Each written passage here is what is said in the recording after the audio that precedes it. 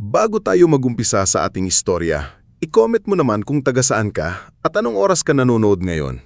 Malay mo, baka ang susunod na tagpo sa kwentong ito ay may kapareho sa pinagdaanan mo. Yung panahon na minamaliit ka ng lahat, pero tahimik ka lang dahil alam mong darating din ang araw na ikaw naman ang tatayo sa harap nila. Sa gitna ng Makati, kung saan nagsisiksika ng matataas na gusali, kumikislap ang pangalan ng Alcantara Prime Holdings sa tuktok ng isang 40 palapag na building. Kilala ang kumpanyang iyon sa real estate, logistics at construction. Para sa karamihan, simbolo iyon ng tagumpay, yaman at kapangyarihan. Pero para kay Celestina Alcantara, bunso ng pamilyang Alcantara, ang gusaling iyon ay parang malaking kulungan na gawa sa salamin. Maganda sa labas, pero malamig at masakit sa loob. Lumaki si Celestina sa isang malaking mansyon sa Forbes Park, pero hindi niya kailanman naramdaman na para siyang prinsesa. Habang ang mga kapatid niyang sina Vandrick, Cyril at Tobias ay may kanya-kanyang yaya, tutor, driver at personal allowance na kayang bumili ng sasakyan, si Celestina ay madalas na naiiwan sa likod ng kusina kasama ang mga kasambahay. Hindi dahil mahirap siya, kundi dahil hindi siya gusto ng sariling pamilya. Celestina, huwag kang tatakbo sa sala. May bisita ang papa mo. Malamig na sabi noon ng kanyang ina si Doña Nerissa Alcantara habang inaayos ang perla sa kanyang leeg. Pero gusto ko lang po sanang makita si papa. May ipapakita po akong drawing. Mahina niyang sagot, hawak ang papel na may drawing ng buong pamilya nila. Tinignan lang siya ni Doña Nerissa mula ulo hanggang paa. Mamaya na, at ayusin mo nga buhok mo, para kang anak ng katulong. 7 taong gulang pa lang si Celestina noon, pero natandaan niya ang bawat salitang iyon. Hindi niya alam kung bakit sa tuwing nakikita siya ng kanyang ina, tila may mali sa kanya. Hindi siya singkinis at singporma ni Cyril. Hindi siya kasing ingay at kasing tapang ni Tobias. At lalong hindi siya katulad ni Vandrick na itinuturing na tagapagmana ng ama nilang si Don Armand. Si Don Armand naman ay isang lalaking laging abala. Palaging nakasuit, palaging nasa meeting, palaging may kausap sa telepono. Kapag dumarating siya sa bahay, si Vandrick ang unang tinatawag. Anak, halika, turuan kitang magbasa ng market report. Si Cyril naman ay hinahalikan sa noo kapag may medal sa school. Si Tobias naman ay tinatawanan kapag may kalokohang ginawa. Pero si Celestina, kadalasan simpleng tanggulang ang natatanggap. Papa, may award po ako sa essay writing. Minsan niyang sabi habang nakatayo sa pinto ng study room. Hindi man lang inangat ni Don Armand ang tingin sa dokumentong binabasa. Good, iwan mo na lang diyan. Yun lang. 2 salita. Good. Iwan. Doon nagsimulang matutong manahimik si Celestina. Sa halip na humabol sa pagmamahal na ayaw ibigay sa kanya, hinanap niya ito sa mga taong hindi tinitignan ng pamilya niya. Sa hardin, kinausap niya ang mga gardener. Sa kusina, nakikinig siya sa kwento ng mga kasambahay.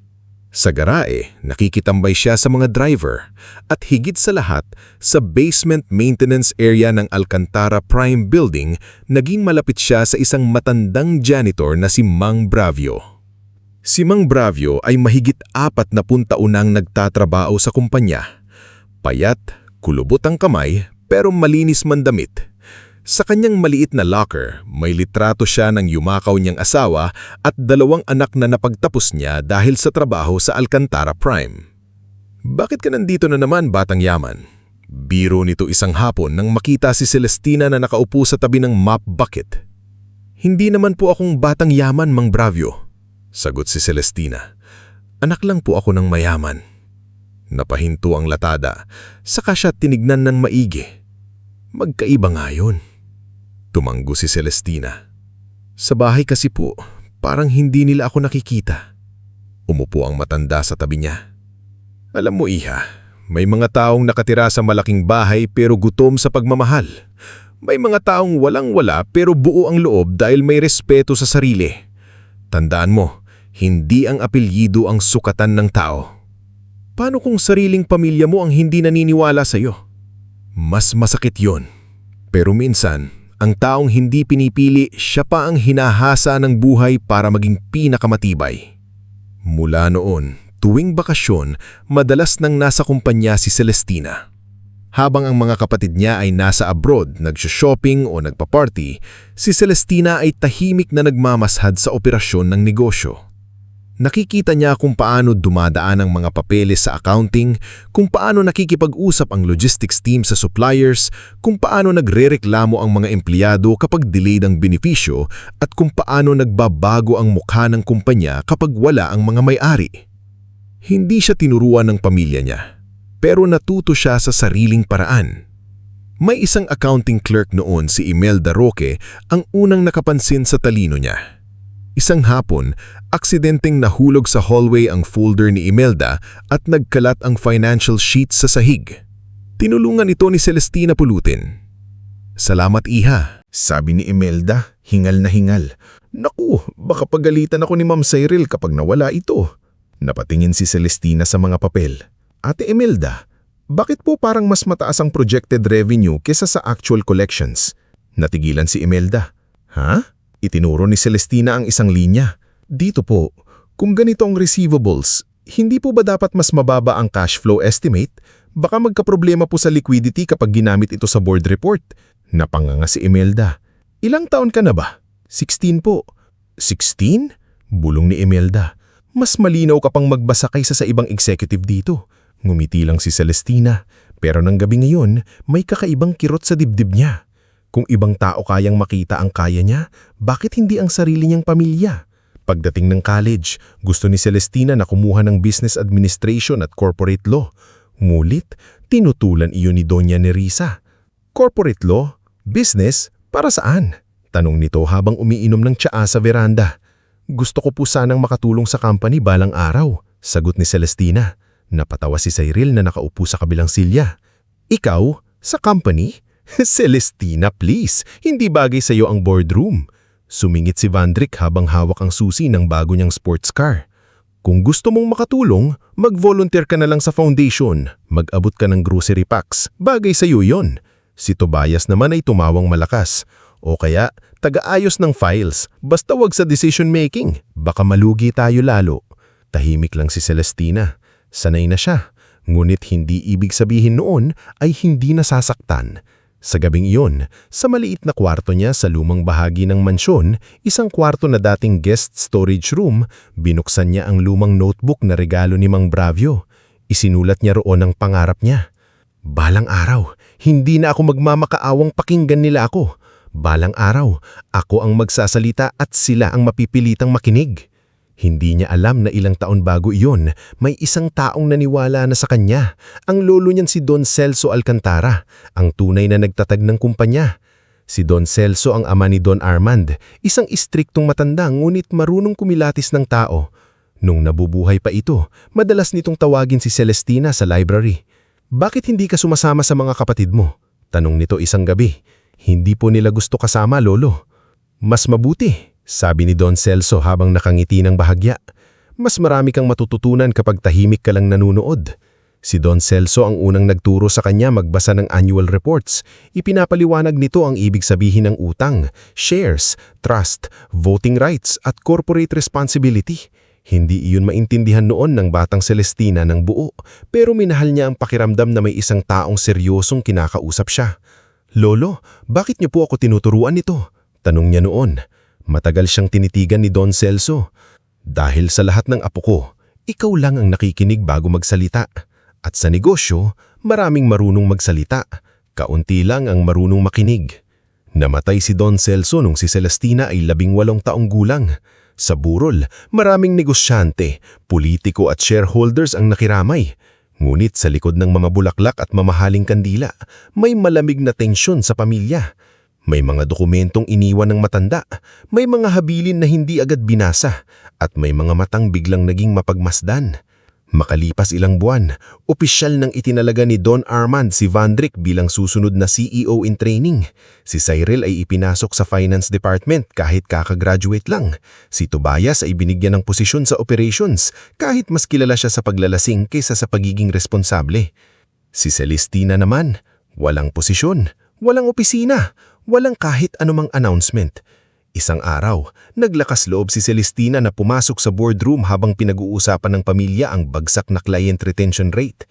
Nakatayo siya sa may pinto, hawak ang folder ng sariling analysis na ilang linggong pinagpuyatan. Papa, may nakita po akong pattern sa delayed deliveries natin. Hindi po supplier lang ang problema. Mukhang may internal approval delay sa operations. Kung babaguhin po natin ang routing system. Hindi pa siya tapos magsalita nang humalakhak si Tobias. Routing system? Narinig mo yun, kuya. May pa-analysis ang prinsesa na hindi naman invited. Nagtaas ng kilay si Cyril. Celestina, this is a board discussion. Hindi ito school project. Sumingit si Vandrick habang hawak ang susi ng bago niyang sports car. Kung gusto mong makatulong, mag-volunteer ka na lang sa foundation. Mag-abot ka ng grocery packs. Bagay sa'yo iyon. Gusto ko po sanang makatulong sa company balang araw, sagot ni Celestina. Doon nagsalita si Doña Nerissa na nakaupo sa tabi ni Don Armand. Tulong? Kung gusto mong tumulong, huwag kang manggulo. May kanya-kanya tayong lugar sa pamilyang ito. Si Vandrick ang mamumuno, si Cyril ang hahawak sa pera, si Tobias ang kikilos sa operations. Ikaw, huminto siya, saka ngumiti ng malamig. Ikaw, matuto kang tumahimik. Tumingin si Celestina sa kanyang ama. Umasa siyang kahit isang beses ipagtatanggol siya nito. Ngulit ang sinabi lang ni Don Armand ay, "Lumabas ka muna, Celestina. Hindi ngayon." Hindi ngayon. Ilang beses na niyang narinig iyon. Hindi ngayon para yakapin, hindi ngayon para pakinggan, hindi ngayon para mahalin. At sa puntong iyon, parang may tuluyang naputol sa loob niya. Lumabas siya ng boardroom habang naninginig ang kamay, ngunit hindi siya umiyak sa hallway. Sa halip, dumiretso siya sa lumang archive room ng kumpanya, ang paboritong puntahan ni Don Celso noon. Doon, sa ilalim ng lumang kabinete na may sirang lock, natagpuan niya ang isang kahon na may nakasulat na pangalan niya. Para kay Celestina, sa tamang panahon. Bumilis ang tibok ng puso niya. Binuksan niya ang kahon at nakita roon ang mga lumang sulat ng lolo niya, ilang kopya ng corporate documents at isang sealed envelope mula sa law office na hindi niya kilala, Soriano, Vale and Associates. Sa loob ng envelope may sulat, "Hiha, kung hawak mo na ito, ibig sabihin nagsisimula mo nang makita ang tunay na mukha ng pamilyang kinabibilangan mo. Huwag kang magmadali, huwag kang maghigante ng walang alam. Mag-aral ka, maghintay ka, at kapag dumating ang araw na kailangan mong tumayo, siguraduhin mong hindi lang sarili mo ang inililigtas mo, kundi ng lahat ng taong dinurog ng maling pamumuno." Kasama ng sulat ang kopya ng isang dokumentong tila bahagi ng huling habili ni Don Celso. Hindi pa kumpleto ang paliwanag pero malinaw ang ilang linyang nakasulat doon. May shares, may trust provision at may karapatan si Celestina na hindi sinabi sa kanya ng pamilya. Naupo siya sa sahig, hawak ang papel sa dibdib. Sa unang pagkakataon, hindi lang sakit ang naramdaman niya. May halong liwanag, may posibilidad, may lihim na iniwan ng lolo niya at marahil iyon ang sagot kung bakit hindi siya tuluyang naglaho sa pamilyang pilit siyang binubura. Kinabukasan, sa 30 anibersaryo ng Alcantara Prime Holdings, ginanap ang isang malaking event sa ballroom ng kumpanya. Naroon ang investors, clients, media at matataas na opisyal. Nakasuot ng eleganteng gown si Cyril, mamahaling suit si Vandrick at designer watch naman ang ipinagyayabang ni Tobias. Si Celestina ay inutusan ni Doña Nerissa na magsuot ng simpleng black dress at tumulong sa likod. "Siguraduhin mong maayos ang guest table," utos ng ina. "At huwag kang masyadong lalapit sa stage, baka may magtanong kung ano ang ginagawa mo roon." "Opo," sagot ni Celestina. Habang inaayos niya ang name card sa mesa, dumating ang dati niyang kaibigan at dating nobyo na si Eldrick Monteverde, isang batang abogado na ngayon ay kilala na sa corporate law. Nagulat ito nang makita siya. "Celestina, bakit ikaw ang nag-aayos niyan?" Ngumiti siya ng maliit. "May kanya-kanya raw kaming lugar." Kumunot ang noo ni Eldrick. "Hindi kanila pwedeng tratuhin ng ganito." "Pwede," mahinang sagot niya. "Ginagawa na nila." Bago pa makasagot si Eldrick, lumapit si Cyril kasama ang 2 bisita. "Ay, andito ka pala." "Celestina, pakibilisan naman. May natapon ng wine sa may entrance. Sabihin mo sa maintenance kung hindi mo kayang punasan." Nakatingin ang mga bisita kay Celestina, halatang nalilito kung kapamilya ba siya o tauhan. Si Cyril naman ay ngumiti ng matalim. Pasensya na, sabi ni Cyril sa kanila. May mga tao talagang kailangang bigyan ng simpleng tawain para maramdaman nilang may ambag sila. Naramdaman ni Celestina ang pamumula ng kanyang mukha. Narinig niya ang mahinang tawanan sa gilid. Nakita niya si Tobias na nakangisi habang kinakausap si Vandrick. At sa stage, nakita niya ang kanyang ama at ina na parang walang napapansin. Ngunit hindi siya yumuko. Sa halip, hinawakan niya ang phone sa bulsa. May unread message mula sa numerong ilang araw nang nakikipag-ugnayan sa kanya matapos niyang tawagan ng law office na nakalagay sa envelope ng lolo niya. Attorney Calix Soriano, nakita ko na ang preliminary documents. Totoo ang iniwan ni Don Celso. Kapag handa ka na, tutulungan kitang buksan ang lahat, pero kailangan mong maging maingat. Tumitig si Celestina sa mensahe. Sa gitna ng ingay, tawanan, ilaw at pangmamaliit, tila narinig niya ang boses ng kanyang lolo. Huwag kang magmadali. Mag-aral ka. Maghintay ka. Dahan-dahan siyang huminga. Hindi pa ito ang araw para lumaban. Hindi pa ito ang oras para ibunyag ang lahat. Pero ito ang araw na tuluyan niyang tinanggap na hindi siya isinilang para manatiling anino. Lumapit si Mang Bravio na nakasuot ng janitor uniform, hawak ang basahan at timba. Nakita nito ang pamumuo ng luha sa mata niya. Hiha, maharang sabi nito. Nasaktan ka na naman nila. Ngumiti si Celestina kahit nangingilid ang luha. Opo, pero ngayon, iba na. Anong ibig mong sabihin? Tumingin siya sa entablado kung saan ipinagmamalaki ni Don Armand ang tatlong anak niyang sina Vandrick, Cyril at Tobias bilang kinabukasan ng kumpanya. Wala ang pangalan niya sa speech, wala ang mukha niya sa family tribute video, wala siya sa kwentong ginawa nila para sa publiko. Pero sa kamay niya, hawak niya ang simula ng katotohanang magpapabago sa lahat. Ang ibig kong sabihin, Mang Bravio, hindi na ako magmamakaawa na makita nila ako. Darating ang araw, sila mismo ang hahanap sa akin. Sa gabing iyon, habang nagliliwanag ang pangalan ng Alcantara Prime Holdings sa labas ng gusali, tahimik na umalis si Celestina sa ballroom. Hindi siya napansin ng karamihan. Para sa kanila, isa lang siyang babaeng walang posisyon, walang boses at walang lugar. Ngulit sa loob ng bag niya, naroon ang lihim ni Don Celso Alcantara. Sa puso niya, naroon ang sugat ng batang hindi pinili. At sa isip niya, nagsisimula ng mabuo ang isang planong hindi dala ng galit lamang, kundi ng hustisya. Bago tayo mag-umpisa sa kasunod na parte ng ating istorya, i-comment mo naman kung taga saan ka at anong oras ka nanonood ngayon dahil sa Tumingin siya sa entablado kung saan ipinagmamalaki ni Don Armand ang tatlong anak niyang sina Vandrick, Cyril at Tobias bilang kinabukasan ng kumpanya. Wala ang pangalan niya sa speech, wala ang mukha niya sa family tribute video, wala siya sa kwentong ginawa nila para sa publiko. Pero sa kamay niya, hawak niya ang simula ng katotohanang magpapabago sa lahat. Ang ibig kong sabihin, Mang Bravio, mahina niyang sabi, hindi na ako magmamakaawa na makita nila ako. Darating ang araw, sila mismo ang hahanap sa akin.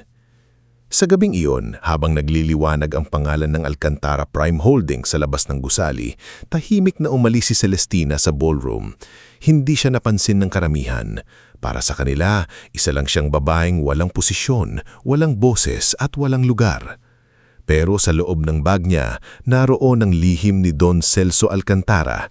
Sa puso niya, naroon ang sugat ng batang hindi pinili. At sa isip niya, nagsisimula ng mabuo ng isang planong hindi dala ng galit lamang, kundi ng hustisya.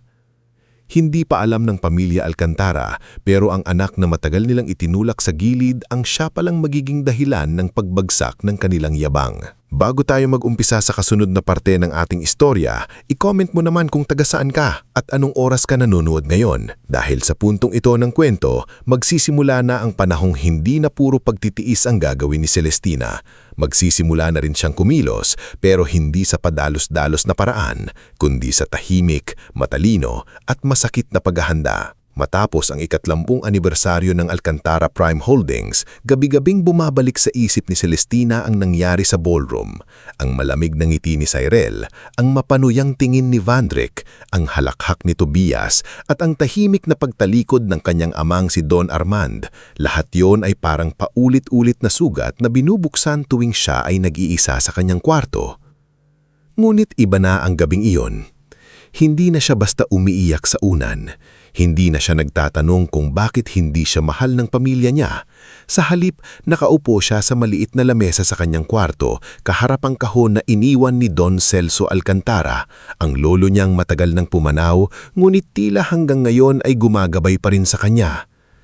Isa-isa niyang binasa ang mga dokumento. May mga kopya ng old shareholder agreements, trust provisions, private notes ng lolo niya at ilang sulat mula sa law office na Soriano, Vail and Associates.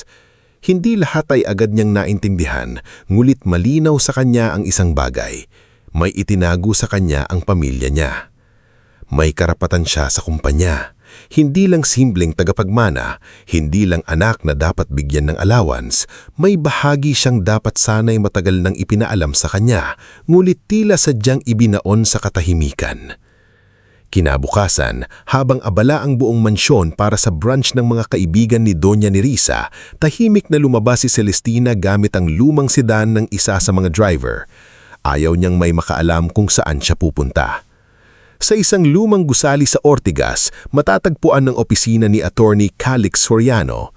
Hindi ito kasing gara ng law firms na karaniwang kinukuha ng pamilya Alcantara, ngulit malinis, tahimik at puno ng makakapal na folders ang paligid. Pagpasok ni Celestina, sinalubong siya ng isang babaeng secretary na may pangalang Leora Manabat. "Miss Alcantara?" tanong nito. Tumanggi si Celestina. "Ako po." Naghihintay na si Attorney Soriano. Sa loob ng opisina, nakita niya ang isang lalaki na nasa late 30s, maayos ang suot ngunit hindi magarbo.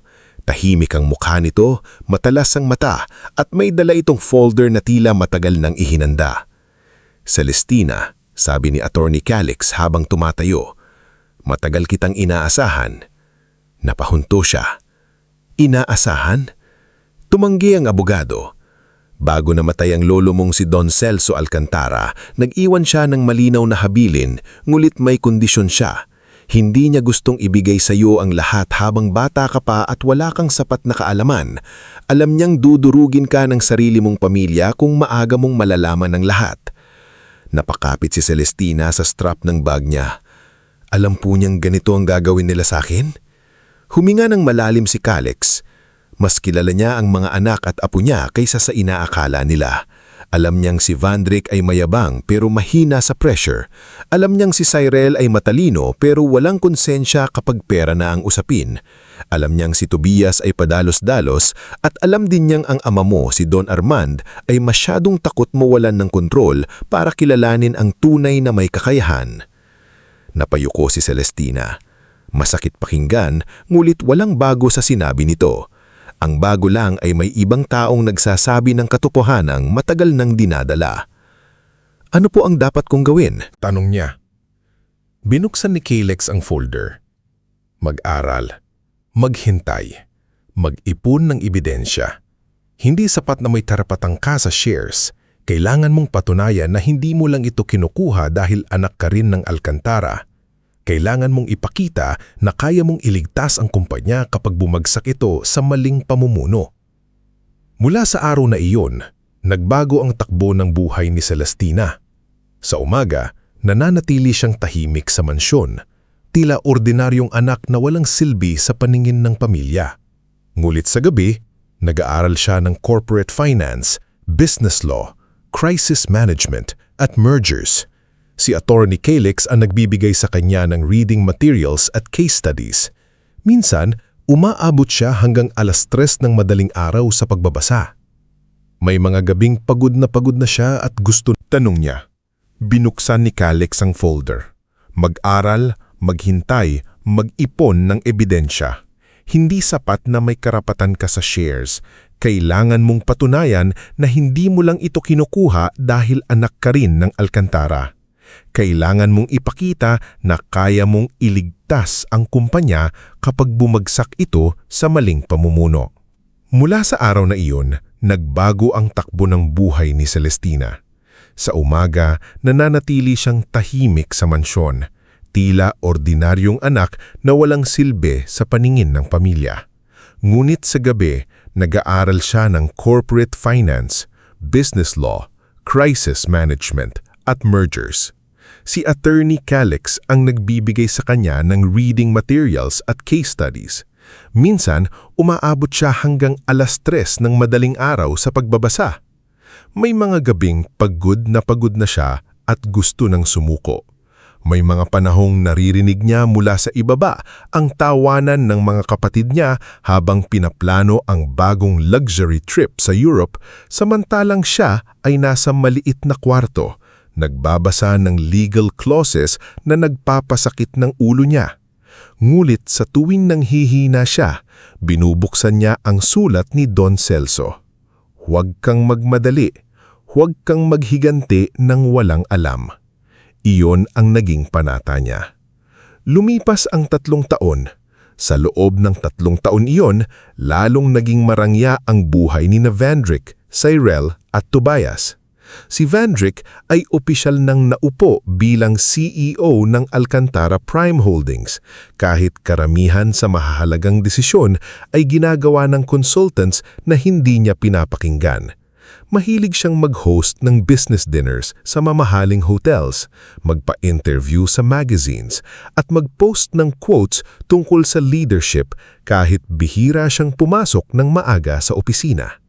Si Cyril naman bilang finance executive ay naging kilala sa kanyang pagiging elegante at matalas magsalita. Ngulit sa likod ng designer suits at confident presentations, siya pala ang nag-aayos ng financial reports para magmukhang mas matatag ang kumpanya kaysa sa totoong lagay nito. Si Tobias naman bilang operations director ay naging bangungot ng maraming empleyado. Mabilis siyang magtanggal ng tao, madaling maggalit at mahilig manakot. Kung hindi nyo kayang sumunod sa gusto ko, maraming gustong pumalit sa inyo. Sigaw niya minsan sa warehouse staff matapos ma-delay ang delivery ng construction materials. Nasa gilid noon si Ramilto Cueva, ang security guard na matagal nang nagbabantay sa building. Nakita niya kung paanong naninginig ang mga empleyado habang pinag-aralitan ni Tobias. Ganong gabi, nakita niya si Celestina sa lobby, dala ang pagkain para kay Mang Bravio na noon ay madalas nang sumasakit ang likod dahil sa katandaan. Ma'am Celestina, bati ni Ramilto, medyo nahihiya dahil alam niyang anak ito ng may-ari. Huwag mo akong tawaging ma'am, nakangiting sabi ni Celestina. Celestina na lang. Kumain ka na ba? Nagulat si Ramilto. Hindi pa po, mamaya na kapag tapos na ang shift. Inabot niya rito ang isang supot ng pandesal at kape. Sobra ito, hatiin niyo na lang ni Mang Bravio. Doon nagsimula na mapalapit si Ramilto kay Celestina. Hindi ito dahil sa pera o pangalan, dahil lang sa simpleng paggalang na bihira nilang matanggap sa loob ng gusiling iyon. Samantala, si Imelda Roque, ang matagal ng accounting clerk, ay unti-unti ring nababahala sa mga nakikita niya sa papeles. May mga receivables na hindi tumutugma, may expenses na tila pinalubo, at may ilang payment approvals na paulit-ulit na dumadaan sa opisina ni Tobias. Isang gabi, habang nag-aayos siya ng lumang file sa accounting room, nakita niya si Celestina na nakatayong tahimik sa pinto. Ma'am Celestina, gulat niyang sabi, bakit nandito kayo? May hinahanap lang ako, Ate Imelda, sagot ni Celestina. Pero mukhang ikaw rin may hinahanap na sagot. Natigilan si Imelda. Hindi ko alam ang ibig niyong pong sabihin. Lumapit si Celestina at dahan-dahang inilapag ang isang kopya ng lumang audit format na galing pa sa panahon ni Don Celso. Noong buhay pa si Lolo, ganito ang sistema ng pagsusuri sa accounts. Mas mahirap lusutan. Bakit hindi na ito ginagamit? Napayuko si Imelda. Pinalitan ni Ma'am Cyril, Sabi niya outdated na raw. At naniniwala ka? Hindi agad sumagot si Imelda. Pagkaraan ng ilang sandali, mahina niyang sinabi, "May mali, ma'am. Matagal ko nang nararamdaman. Pero may 2 anak akong nag-aaral. Kapag nagsalita ako, mawawalan ako ng trabaho." Hindi siya hinusgahan ni Celestina. Sa halip, hinawakan niya ang kamay ng babae. "Hindi kita pipiliting magsalita ngayon, pero kapag dumating ang tamang oras, sana piliin mo ang totoo. Hindi para sa akin, para sa lahat ng mawawalan kung tuluyang bumagsak ang kumpanyang ito." Nang gabing iyon, umuhi si Imelda na mabigat ng dibdib. Ngunit sa unang pagkakataon, hindi na siya nag-iisa sa takot. Habang lumilipas sa mga buwan, unti-unting lumilinaw kay Celestina ang tunay na kalagayan ng Alcantara Prime Holdings. May malalaking utang sa foreign suppliers. May delayed payments sa contractors. May reklamo ang ilang empleyado na hindi na ibibigay ng tama ang benefits. At ang pinakadelikado sa lahat, may lumulutang na usapan na maaaring mapa sa kamay ng kalabang korporasyon ang malaking bahagi ng kumpanya. Ang pangalang palaging lumalabas sa mga lihim na dokumento ay Marvex Dominion Group, isang agresibong conglomerate na kilala sa pagbili ng mga naluluging kumpanya sa murang halaga, saka tinatanggal ang karamihan sa empleyado upang ibenta ang assets. Nang sabihin ito ni Attorney Calix kay Celestina sa isa nilang meeting, nanlamig siya. Kung mabili nila ang utang ng Alcantara Prime, paliwanag ni Calix, magkakaroon sila ng leverage. Pwedeng mapilitan ng board na magbenta ng assets. Pwedeng mawalan ng trabaho ang libu-libong empleyado. Alam ba ni Vandrick ang ibig sabihin nito? Tanong ni Celestina. Alam ni Cyril. Si Vandrick, malamang ang alam lang ay may papasok na pera. Si Tobias, baka may sarili pang pakinabang sa side contracts. Napapikit si Celestina. Muli niyang naisip ang mga empleyadong nakakasabay niya sa elevator. Ang mga janitor na naglilinis bago sumikat ang araw. Ang mga clerk na overtime gabi-gabi. Ang mga driver, guard, warehouse staff at accountants na may pamilyang imaasa sa sweldo nila. Hindi na lang ito tungkol sa kanya. Hindi na lang ito tungkol sa pamilyang hindi pumili sa kanya. Isang araw, tinawag siya ni Doña Nerissa sa dining hall ng mansyon. Naroon sina Vandrick, Cyril, Tobias at Don Armand. Sa gitna ng mesa ay may ilang dokumento. "Pirmahan mo ito," malamig na sabi ni Doña Nerissa. Tumingin si Celestina sa papel. Waiver iyon, isang dokumentong nagsasabing wala siyang claim sa anumang shares, assets o future inheritance mula sa Alcantara Prime Holdings kapalit ng fixed monthly allowance at isang condominium unit. Tahimik siyang nagbasa. Halos naramdaman niya ang tingin ni Cyril sa kanya. Simple lang naman yan. Tutal, hindi ka naman interesado sa negosyo. Para sa ikabubuti rin ito ng lahat, less complication. Si Tobias ay ngumiti. Pirma ka na. Libre bahay, libre allowance. Ano pa bang gusto mo? Executive chair? Tumingin si Celestina sa kanyang ama. Papa, alam niyo po ba ito? Hindi makatingin ng direkta si Don Armand. Celestina, praktikal lang ito para malinaw ang lahat. Malinaw po para kanino? Tanong niya. Tumigas ang mukha ni Doña Nerissa. Huwag kang sumagot ng ganyan. Pirmahan mo na. Ilang taon na ang nakalipas. Baka naninginig na pumirma si Celestina para lang matapos ang usapan. Pero hindi na siya ang dating desperadong tanggapin. Dahan-dahan niyang ibinaba ang papel. Pag-iisipan ko po. Napangiti si Cyril. Pag-iisipan? Celestina, huwag kang umastang may bargaining power ka. Kunuha ni Celestina ang bag niya at tumayo. Lahat naman po ng tao may karapatang mag-isip bago pumirma sa isang bagay na makakaapekto sa buhay niya. Namula sa galit si Doña Nerissa. Wala kang utang na loob. Huminto si Celestina sa pinto. Gusto niyang lumingon at sabihin ng lahat. Gusto niyang isigaw na alam na niya ang lihim ni Don Celso. Gusto niyang ipamukha sa kanila na ang babaeng minamaliit nila ay maaaring mas may hawak na karapatan kaysa sa inaakala nila. Kaya ang sinabi lang niya ay, "Kung may utang man ako, hindi iyon sa pangmamaliit." Umalis siya sa dining hall habang naiiwan silang lahat na nagulat sa tapang ng sagot niya. Kinagabihan, dumiretso siya sa opisina ni Attorney Calix. Kasama roon si Mirelda Sason, ang personal assistant ng pamilya na ilang linggo ng palihim na nagpapadala kay Celestina ng impormasyon tungkol sa schedule ng board meetings at investor calls. Namumutla si Mirelda nang pumasok si Celestina. "Ma'am, may narinig ako. May meeting bukas sina Sir Vandrick at representatives ng Marvex Dominion.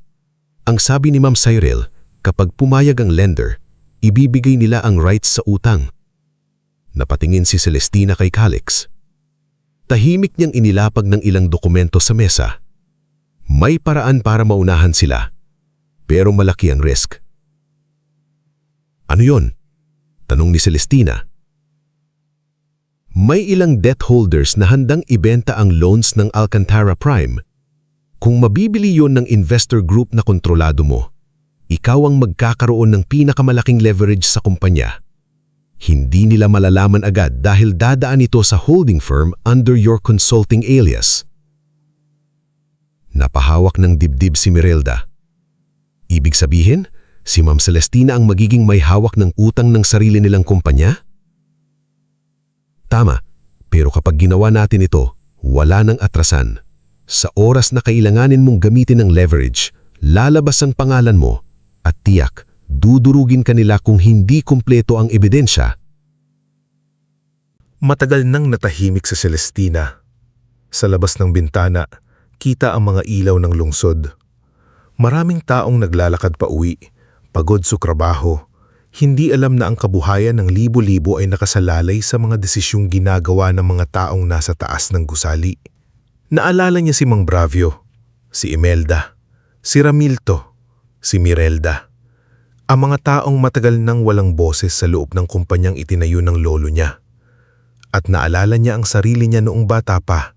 Hawak ang drawing ng pamilya, naghihintay na mapansin. Hindi na siya maghihintay. "Gawin natin," mahinahon niyang sabi. Tumingin si Calix sa kanya. "Sigurado ka?" Tumanggo si Celestina. "Hindi ko sila hahayaan na ibenta ang pinaghirapan ng mga taong tapat sa kumpanyang ito. Kung kailangan kong pumasok sa laban na ito ng tahimik, gagawin ko. Kung kailangan kong maghintay pa ng tamang oras, maghihintay ako. Pero simula ngayon, hindi na sila ang may hawak ng lahat." Kinabukasan, habang sina Vandrick at Cyril ay abala sa pakikipag-usap sa Marvex Dominion Group, hindi nila alam na may nauna ng kumilos. Hindi nila alam na ang ilang pinakamahalagang utang ng Alcantara Prime Holdings ay unti-unti nang napupunta sa isang investment firm na pinamamahalaan ng alias na S. Valencia. At walang sino man sa kanila ang nakakaalam na ang tahimik na babaeng pinapapirma nilang waiver, ang anak na tinawag nilang walang ambag, ang kapatid na tinawanan nila sa boardroom, ay nagsisimula ng maging pinakamalaking puwersang hindi nila kayang baliwalain. Sa huling gabi ng transaksyon, nakatayo si Celestina sa labas ng Alcantara Prime Building. Hawak niya ang lumang ID ni Don Celso, ang tanging bagay na lagi niyang dinadala kapag nanghihina siya. Tumingala siya sa kumikinang na pangalan ng kumpanya. "Lolo," bulong niya, "hindi ko alam kung kaya ko, pero susubukan ko para sa inyo, para sa mga empleyado, at para sa batang ako na matagal nilang pinaniwalaang wala siyang halaga." Umihip ang malamig na hangin sa gilid ng kalsada. Sa loob ng gusali, patuloy ang negosyo. Patuloy ang yabang ng mga nakaupo sa itaas. Patuloy ang takot ng mga nasa ibaba. Pero mula sa gabing iyon, nagsimula nang umikot ang gulong ng kapalaran. Hindi pa alam ng pamilya Alcantara, pero ang kumpanyang akala nila ay hawak nilang ng buo ay unti-unti nang lumilipat sa kamay ng babaeng matagal nilang itinulak sa dilim. Bago tayo mag-umpisa sa kasunod na parte ng ating istorya, I-comment mo naman kung taga-saan ka at anong oras ka nanonood ngayon. Dahil dito na magsisimulang pumasok si Celestina sa araw na matagal niyang pinaghandaan. Ang araw na aakalain ng pamilya niya na muli nila siyang madudurog, pero hindi nila alam sila na pala ang nakatayo sa mismong bitag ng sarili nilang kayabangan. Makalipas ang ilang linggo mula ng tuluyang maipasa sa investment firm ni Celestina Alcantara sa ilalim ng alias na S. Valencia, ang pinakamalalaking utang ng Alcantara Prime Holdings, mas naging maingat ang kanyang bawat kilos. Hindi niya agad ginamit ang kapangyarihang nasa kamay niya. Hindi siya biglang pumasok sa boardroom para ipagsigawan ng kanyang pangalan. Hindi niya hinayaan ng galit ang magdikta ng kanyang hakbang. Sa halip, lalo siyang naging tahimik. Sa mansyon, para pa rin siyang aninong dumadaan sa gilid ng hagdan. Tuwing almusal, naririnig niya ng tawanan ni Vandrick, Cyril at Tobias habang pinag-uusapan ng nalalapit na corporate inspection ng mga investors at major partners. Si Doña Nerissa naman ay abala sa pagpili ng isusuot sa event at si Don Armand ay halos hindi na makatulog sa dami ng problemang pinipilit itago ng pamilya. Siguraduhin ninyong maayos ang presentasyon, seryosong sabi ni Don Armand isang umaga habang hawak ang tasa ng kape. Hindi pwedeng makita ng investors na may problema tayo. Umirap si Cyril. Papa, relax. Naayos ko na ang numbers. Mukhang stable ang cash flow natin sa slides. Mukhang stable? Tanang ni Celestina mula sa dulong upuan ng hapag. Biglang natahimik ang mesa. Dahan-dahang ibinaba ni Vandrick ang kutsara niya at tumingin sa kapatid. May sinabi ka? Hindi umiwas ng tingin si Celestina. Sabi ni Cyril, mukhang stable. Ibig sabihin ba nun, hindi talaga stable? Napangisi si Tobias. Aba, may pa-audit comment na naman ng bunso. Tahimik, mariing sabi ni Doña Nerissa kay Celestina. Ngunit hindi tulad ng dati, hindi na bumaba ang tingin ni Celestina dahil sa takot. Ngumiti lang siya ng bahagya, sakay pinagpatuloy ang bagkain na tila wala siyang sinabi. Sa loob-loob niya, alam niyang tama ang narinig niya. Hindi na totoong maayos ang kumpanya. Ang ginagawa na lang ni Cyril ay pagtatapal sa isang pader na matagal nang may bitak. Sa opisina, abala ang lahat para sa nalalapit na Emergency Corporate Inspection and Investor Review. Darating ang ilang foreign representatives, mga local shareholders, external auditors, at partners na gustong malaman kung ligtas pa bang manatili sa Alcantara Prime. Sa panlabas, mistulang malaking celebration ito. May bagong dekorasyon sa lobby, may fresh flowers sa bawat sulok, may LED screens na nagpapakita ng kasaysayan ng kumpanya, at may mga empleyadong inutusang ngumiti kahit halatang pagod na pagod. Ngunit sa likod ng lahat ng iyon, may takot. Si Imelda Roque ay halos hindi makatulog sa accounting department. Hawak niya ang ilang lumang files na nagpapakita ng totoong kalagayan ng kumpanya. Mga dokumentong hindi tugma sa ipapakitang presentation ni Cyril. Si Merelda Sazon, ang personal assistant ng pamilya, ay palihim na nagsisave ng emails at meeting schedules na magpapatunay na may planong ibenta ang ilang assets nang hindi alam ng buong board.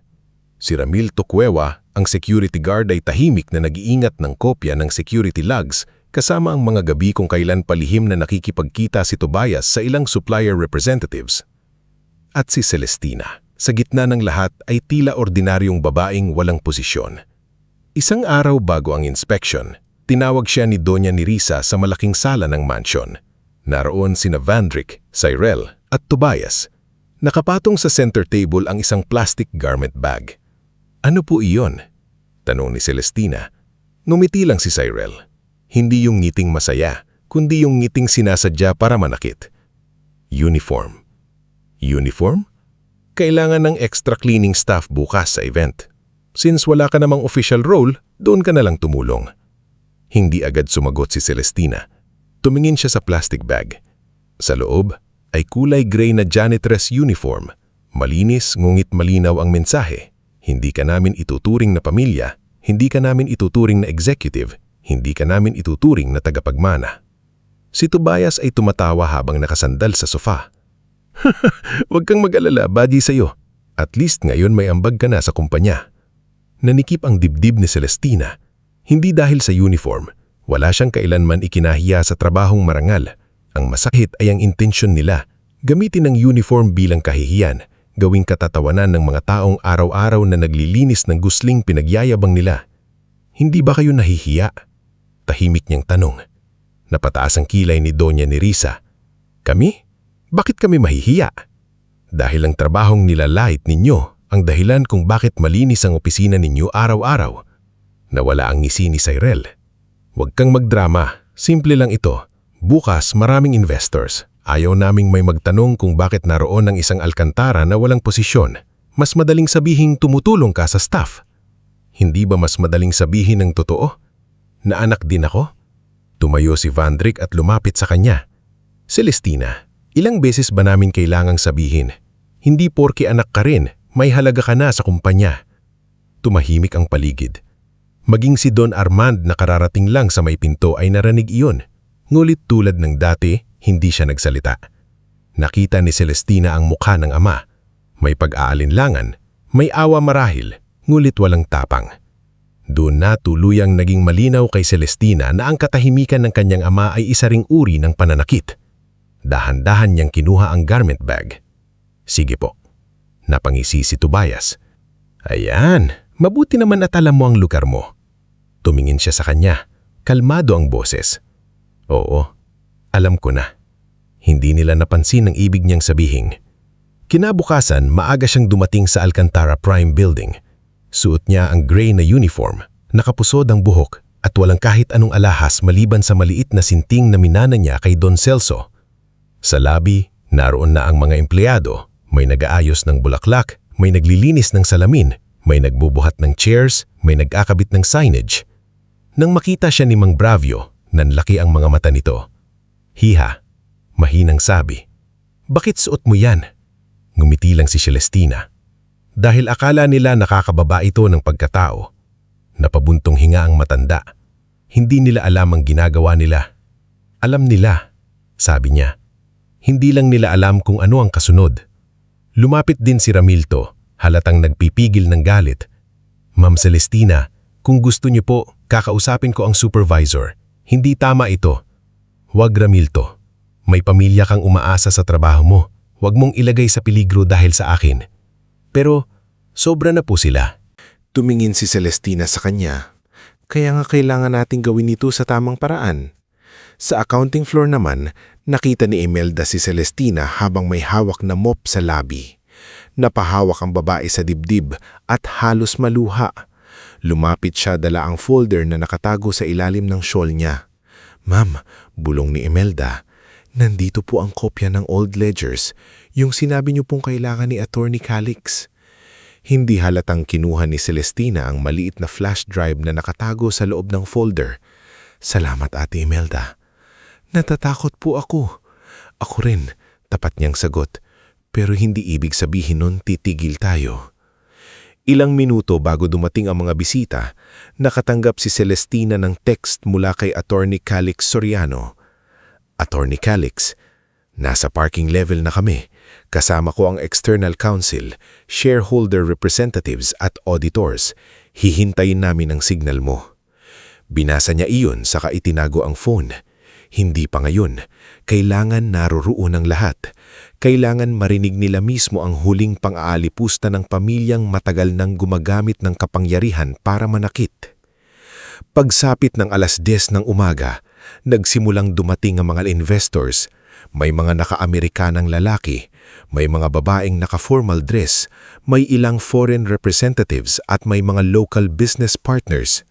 Sa LED screen sa lobby, paulit-ulit na lumalabas ang mukha ni Vandrick bilang visionary CEO, si Cyril bilang finance strategist, at si Tobias bilang operations leader. Sa tribute video, ipinakita ang pamilya Alcantara, pero gaya ng dati, wala si Celestina. Nakatayo siya sa gilid, hawak ang cleaning cloth habang pinupunasan ng glass table malapit sa reception. Dumating si Eldrick Monteverde, suot ang dark suit at dala ang leather folder. Hindi niya inaasahang makikita si Celestina sa ganoong anyo. Halos tumigil siya sa paglalakad. Celestina, sambit niya, puno ng galit at lungkot ang boses. Ginawa nila ito sa'yo? Celestina, mahinahon niyang baki. Bakit mo hinahayaan? Hindi lahat ng pagtatahimik ay pagsuko. Napatingin si Eldrick sa kanya. Doon niya napansin ang kakaibang kapanitagan sa mga mata nito. Hindi ito ang dating Celestina na sugatan at naliligaw. May plano ito. May hinihintay. Bago pa sila makapag-usap ng mahaba, dumating si Cyril kasama ang ilang guests. "Oh good, nandito ka pala," sabi ni Cyril kay Celestina. "May natapon na kape sa may entrance. Pakilinisan. Bilisan mo ha, nakakahiya sa bisita." Napalingon ng ilang investors. Kitang-kita nila kung paano kausapin ni Cyril ang sariing kapatid. Si Eldrick ay humakbang pasulong. "Cyril, she's your sister." Ngumiti si Cyril. "And you are?" "Eldrick Monteverde, counsel for one of your potential creditor investor groups." Bahagyang nagbago ang mukha ni Cyril, pero mabilis niyang itinago iyon. "Then you should know, Mr. Monteverde, na sa kumpanya, lahat may role. Hers just happens to be simple." Dahan-dahang kinuha ni Celestina ang basahan. "Ayos lang, Eldrick." "Hindi ayos," bulong nito. Ngunit ngumiti lang si Celestina. "Mamaya." Isang salita lang iyon, pero sapat para matahimik si Eldrick. Sa labi, lalong naging lantaran ang pangmamaliit ng pamilya. Si Tobias ay lumapit habang may hawak na wine glass. Sinadya niyang ibaba ito sa gilid ng table ng malakas hanggang sa tumapo ng kaunting laman. "Oops," sabi niya. "Celestina, trabaho mo." May ilang junior staff na napayuko dahil sa hiya. Si Jovelyn Pardo, isang receptionist na bago pa lang sa kumpanya, ay halos maiyak sa awa. Si Nelson Ayuban, isang warehouse coordinator na inimbitahan for logistics presentation, ay kumuyom ang kamao. Si Farah Di Malanta, HR associate, ay tahimik na nag-record ng ilang pangyayari sa kanyang phone para may ebidensya kung kailanganin. Lumuhod si Celestina para punasan ang natapon, hindi dahil nagpapakababa siya sa kanila, kundi gusto niyang ipakita sa sarili na walang maruming trabaho. Ang marumi ay ang intensyon ng taong nang aalipusta. Dumating si Vandrick sa gitna ng labi, halatang gusto niyang pakitang gilas. "Ladies and gentlemen," sabi niyang malakas, "welcome to Alcantara Prime Holdings. We are a family-built institution grounded in excellence, discipline, and respect." Napatingin si Celestina sa basahang hawak niya. Respect. Magaan sabihin ng mga taong hindi marunong magbigay nito. Pagkatapos magsalita ni Vandrick, nakita niya si Celestina sa sahig. Sa halip na mahiya, ngumiti siya. At minsan, dagdag niya, kahit sa pamilya, tinuturuan natin ang bawat isa ng humility. Tumawa si Tobias, si Cyril naman ay uminom ng champagne. Lumapit si Vandrick kay Celestina. Sa harap ng lahat, nagsalita siya sa wikang Tagalog, malinaw at matalim. "Hanggang dyan ka na lang, Celestina. Tagalinis ka lang sa kumpanyang pinapatakbo namin." Parang tumigil ang oras. Narinig iyon ng mga empleyado, narinig ng investors, narinig ni Eldrick, narinig ni Imelda na nakatayo sa gilid ng hallway, narinig ni Mirelda na hawak ang tablet ng schedule, narinig ni Ramilto na nasa entrance post, at higit sa lahat, narinig iyon ni Don Arman na kadarating lamang mula sa elevator kasama si Doña Nerissa. Hindi nagsalita ang ama, hindi pa rin. Si Doña Nerissa naman ay malamig na tumingin kay Celestina. "Tumayo ka nga ng maayos, mas lalo kang nakakahiya kapag ganyang kang nakaluhod." Doon tumawa si Tobias at sinadyang ibagsak ang isang basong walang laman. Nabasag ito sa sahig, malapit sa kamay ni Celestina. "Pakipulot," sabi niya. "Careful, baka masugatan ka. Pero sanay ka naman sigurong masaktan." May ilang bisitang napailing. May isang foreign representative na bumulong sa kasama niya, halatang hindi komportable. Ngulit walang agad nagsalita dahil lahat ay nagulat sa tapang ng pangalipusta. Dahan-dahang tumayo si Celestina. Hindi niya pinulot ang basag na salamin. Hindi siya umiiyak. Hindi siya sumigaw. Pinagpag niya ang palda ng uniform at tumingin isa-isa sa mga kapatid niya. "Tapusin na natin ito," mahina niyang sabi. Kinuha niya ang phone sa bulsa. Nagtaas ng kilay si Cyril. "Sino ang tatawagan mo? Janitorial supervisor? Hindi sumagot si Celestina. Tinawagan niya ang numerong matagal nang nakaabang. Isang ring pa lang, sinagot na ito. Sa kabilang linya, narinig niya ang boses ni Ate Calix. Celestina? Tumingin siya kay Vandrick, kay Cyril, kay Tobias, sa kanyang ina at sa amang hindi kailanman pinili sa kanya. Pagkatapos, malinaw at kalmado niyang sinabi, "Ituloy mo na ang deal." Ilang segundo lang ang lumipas, bumukas ang glass doors lang lobby. Pumasok si Ate Calix Soriano, kasama ang legal team, external auditors, representatives ng Creditor Investor Group at ilang board observers na matagal nang naghihintay ng tamang oras. Kasama rin si Eldek na ngayon ay tumabi sa grupo, hawak ang folder ng legal documents. Nawala ang ngiti ni Cyril. "Anong ibig sabihin nito?" tanong ni Vandrick. Lumapit si Calix sa gitna, seryoso ang muka. "Magandang umaga. Ako si Ate Calix Soriano, legal representative ni Miss Celestina Alcantara, also known in recent financial transactions as the principal controlling party behind S. Valencia Holdings." Para bang may malamig na tubig na ibinuhos sa buong labi. Si Tobias ay napaatras. "Ano raw?" Nagpatuloy si Calix. "Ipinapaalam namin sa board, investors at concerned parties na ang significant portion ng secured debts ng Alcantara Prime Holdings ay kasalukuyang hawak na ng firm na kontrolado ni Miss Celestina Alcantara. Bukod dito, may hawak rin kami ng valid documents connected to the trust provisions of the late Don Celso Alcantara, including shareholder rights previously withheld from her." Namuti ang mukha ni Cyril. Hindi pwede yan." Tumingin si Celestina sa kanya. "Bakit hindi pwede? Dahil hindi mo ako sinama sa slides?" Si Vandrick ay sumigaw. "This is absurd. Siya ang may hawak ng utang natin." "Hindi lang yon," sabi ni Calix. "Dahil sa creditor position, shareholder proxies at pending legal review ng concealed inheritance documents, may sapat na basihan si Miss Celestina para humiling ng emergency board intervention." Nagsimulang magbulbulang ang investors. Ang mga empleyado ay halos hindi makapaniwala sa naririnig. Si Imelda ay napaiyak habang nakatakip ang kamay sa bibig. Si Ramilto ay napatingin kay Mang Bravio na tahimik na nakangiti kahit nangingilid ang luha. Si Doña Nerissa ay lumapit kay Celestina, nanginginig sa galit. "Ano ang ginawa mo?" Sa unang pagkakataon, hindi umatras si Celestina. "Ang dapat matagal nang ginawa ng isang Alcantara, iniligtas ko ang kumpanya mula sa inyo." Parang sinampal ang buong pamilya sa katahimikan. Si Don Armand ay napaupo sa pinakamalapit na upuan, hawak ang dibdib, hindi dahil inaatake siya, kundi dahil sa bigat ng katotohanang matagal niyang tinakasan. Si Tobias ay sumigaw, "Sunungaling ka! Wala kang alam sa pagpapatakbo ng kumpanya." Dahan-dahang lumapit si Celestina sa basag na salamin sa sahig. Tumingin siya roon. Pagkatapos kapatid niya, "Alam ko ang pakiramdam ng yurakan. Alam ko ang pakiramdam ng hindi pakinggan. Alam ko kung sino sa accounting ang napilitang manahimik.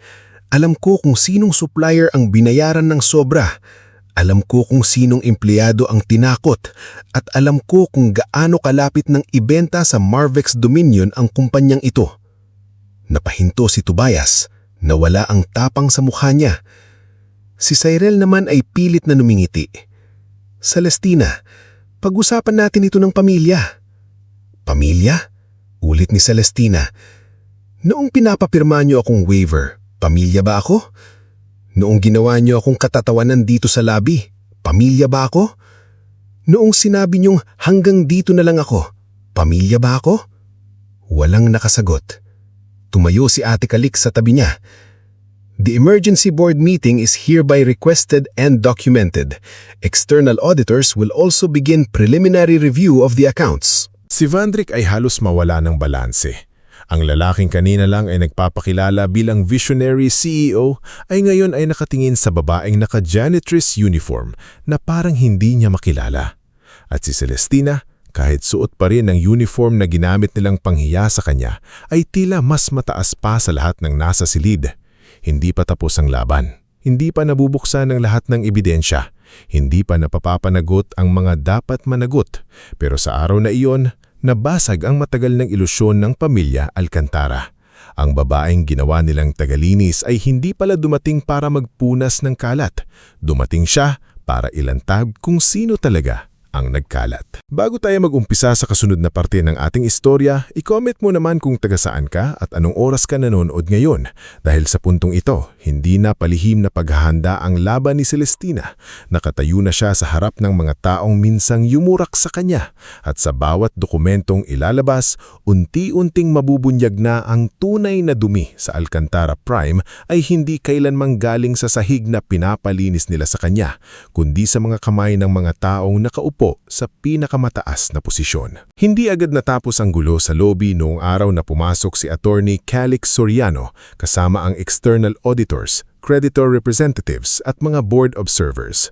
Matagal na katahimikan ang bumalot sa buong ground floor ng Alcantara Prime Holdings matapos sabihin ni Celestina na dumating siya hindi para magpunas ng kalat, kundi para ilantad kung sino talaga ang nagkalat. Si Vandrick Alcantara na kanina lamang ay nangingitim nagpapanggap na mahusay na CEO sa harap ng investors ay hindi makapaniwalang ang kapatid na pinasuot nilang janitress uniform ang may hawak pala ng pinakamalaking pressure point ng kumpanya. Si Cyril naman ay paulit-ulit na tumitingin sa mga papeles na dala ni Calix, tila kinakalkula kung saan siya nagkamali. Si Tobias naman ay namumula sa galit, ngunit hindi makasigaw ng todo dahil naroon ang mga investors, auditors at empleyadong matagal niyang tinakot. Si Doña Nerissa naman ay para namang nawalan ng dugo sa muka. Hindi niya matanggap na ang anak na ilang taon niyang itinulak sa gilid ay nakatayo ngayon sa gitna ng lobby, hindi bilang aliping anak, kundi bilang taong may kakayahang pabagsakin ang pader ng kasinungalingang binuo nila. At si Don Armand, ang ama nilang matagal na nanahimik, ay nanatiling nakaupo sa tabi ng reception area, hawak ang tungkod na hindi naman niya karaniwang ginagamit. Naninginig ang kanyang kamay, hindi dahil sa edad, kundi dahil sa kahihiyang unti-unting gumagapang sa dibdib niya. Donya, mahinang tawag niya. Narinig ito ni Celestina, ngunit hindi siya agad lumingon. Sa loob ng maraming taon, iyon ang pangalan na bihira niyang marinig mula sa kanyang ama na may halong pag-aalala. Kadalasan, utos lang. Paalisin siya, patahimikin siya, palabasin siya sa boardroom. Ngunit ngayon, iba ang tono nito.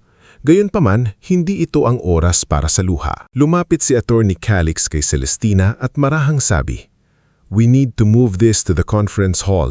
Kailangan formal ang documentation. Nandito na ang ilang board members. Paparating na ang iba."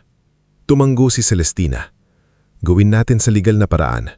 Walang sigawan, walang palabas, at lahat ng sasabihin may ebidensya." Narinig iyon ni Vandrick at tila nabuhayan siya ng kaunting tapang. Legal na paraan. Celestina, wala kang authority dito.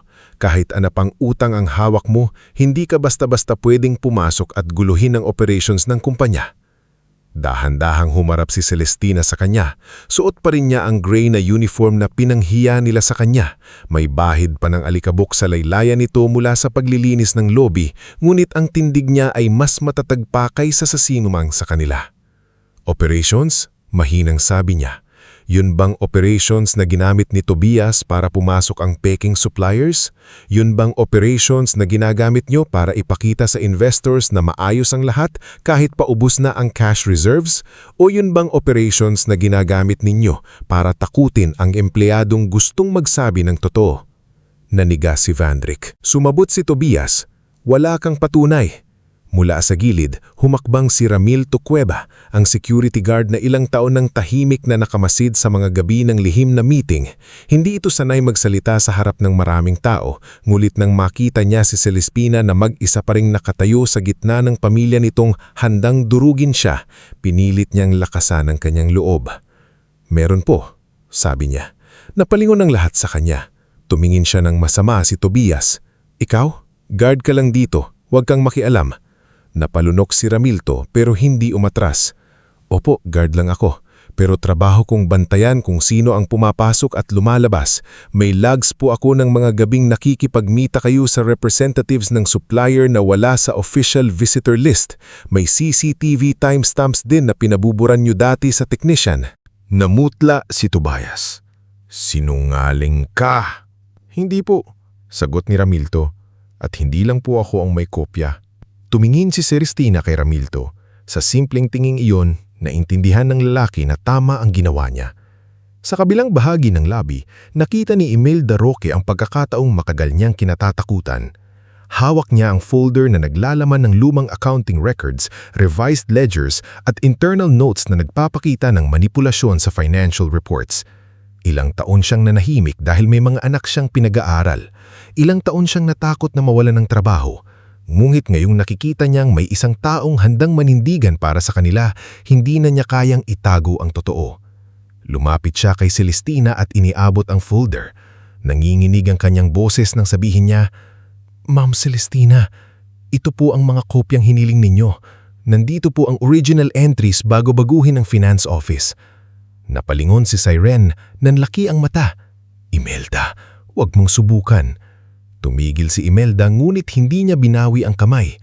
"Ma'am Cyril, matagal na po akong natatakot sa inyo, pero mas natatakot na po ako ngayon sa mangyayari sa mga empleyado kung mananahimik pa rin ako." "Wala kang utang na loob," mariing sabi ni Cyril. Napangiti si Imelda ng masakit. "Kung utang na loob po ang tawag ninyo sa pananahimik habang nilulubog ninyo ang kumpanya, ayoko na po ng ganung utang." Ang simpleng sagot na iyon ang tila nagbukas ng pinto para sa iba pang matagal nang natatakot. Si Merelda Sazon, ang personal assistant ng pamilya, ay lumapit din dala ang tablet at isang flash drive. Kasama ni sina Jovelyn Pardo, Nelson Ayuban at Farah Di Malanta, mga empleyadong tahimik ngulit matagal nang nakakita ng maling sistema sa loob ng kumpanya. "Ma'am Celestina," sabi ni Merelda, "nandito po ang meeting schedules, forwarded emails at ilang voice memos kung saan pinag-uusapan ng pagtatanggal ng mga empleyado para maitago ang losses bago dumating ang investors." "Traitor ka!" Pabulong na sagi ni Doña Nerissa, halos dumudura sa galit. Napatingin si Merelda sa kanya, nangingilid ang luha. "Hindi po ako traidor, ma'am. 15 taon ko pong pinagsilbihan ng pamilya ninyo. Tinanggap ko po kahit pinagagalitan ako, kahit sinisisi sa mga bagay na hindi ko kasalanan. Pero nang narinig ko po na 300 empleyado ang balak tanggalin para lang hindi mabawasan ang bonus ng executives, doon ko po naintindihan na kung mananahimik ako, ako ang magkakasala." Hindi nakapagsalita si Doña Nerissa. Maya-maya, inilipat ang lahat sa pinakamalaking conference hall sa ika-28 palapag ng building. Doon karaniwang ginagawa ang board meetings kung saan dati ay hindi pinayayayagang pumasok si Celestina. Dati hanggang labas lang. Dati kapag may bitbit siyang analysis, pinapauwi siya. Dati kapag may ideya siya, tinatawanan siya. Ngayon, siya ang dahilan kung bakit nagpatawag ng emergency meeting. Pagpasok niya sa conference hall, napahinto siya sandali. Nakita niya ang mahabang mesa, ang leather chairs, ang malaking screen at ang city view sa likod ng salamin.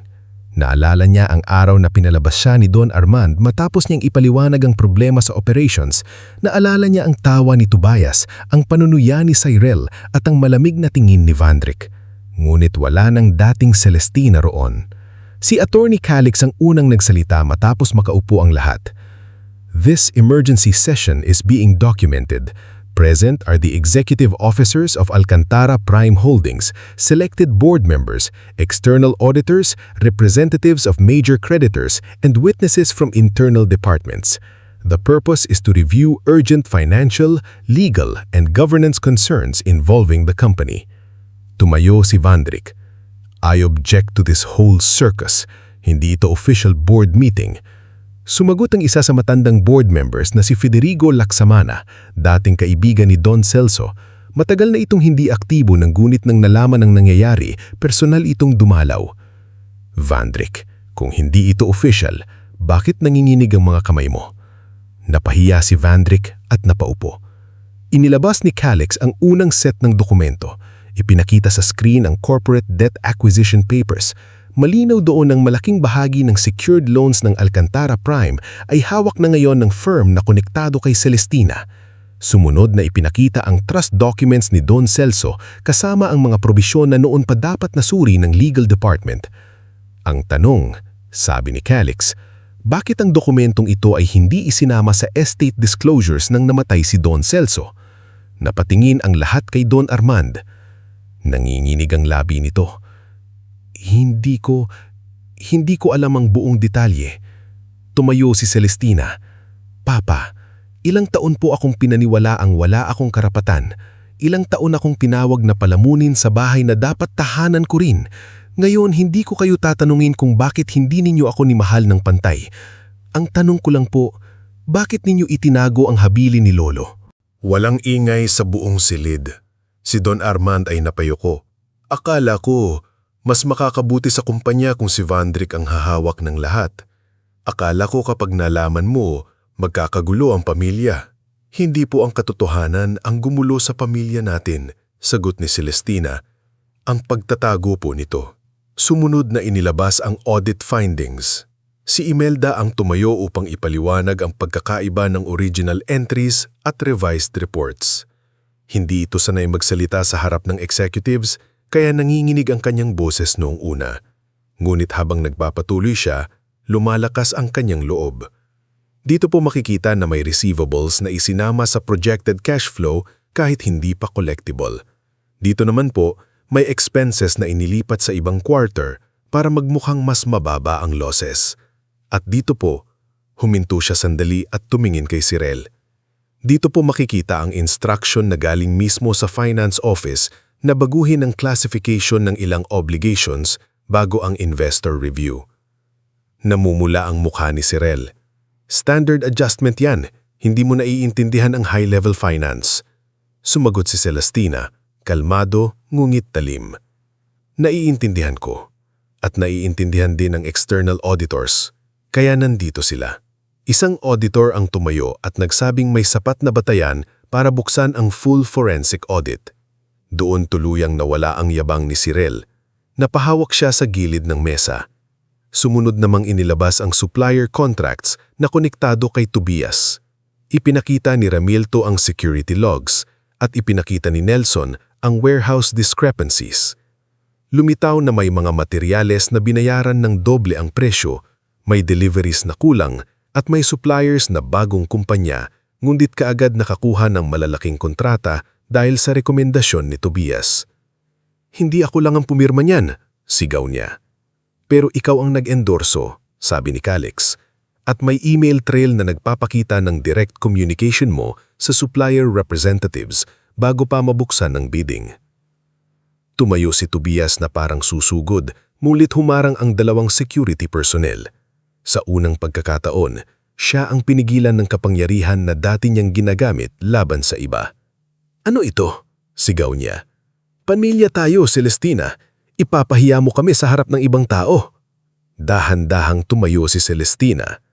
Tumingin siya sa kapatid na minsang nagpabasag ng baso sa harap niya para pulutin niya iyon na parang alipin. Hindi ko kayo ipinahiya, Tobias. Ipinakita ko lang ang ginawa ninyo. Nanahimik siya. Pagkatapos, tumayo si Mirelda upang ipakita ang mga voice memos tungkol sa balak na tanggalin ang daan-daang empleyado para maitago ang pagkaluwi. Nasa recording ang boses ni Cyril, malamig at walang awa. Kailangan nating bawasan ang headcount bago makita ng investors ang burn rate. Unahin ang warehouse, clerical at maintenance. Madali silang palitan. Nang marinig iyon, napuno ng bigat ang conference hall. Si Mang Bravio na pinayagang umupo sa likod dahil saksi siya sa matagal na kultura ng pang-aapi ay napayuko.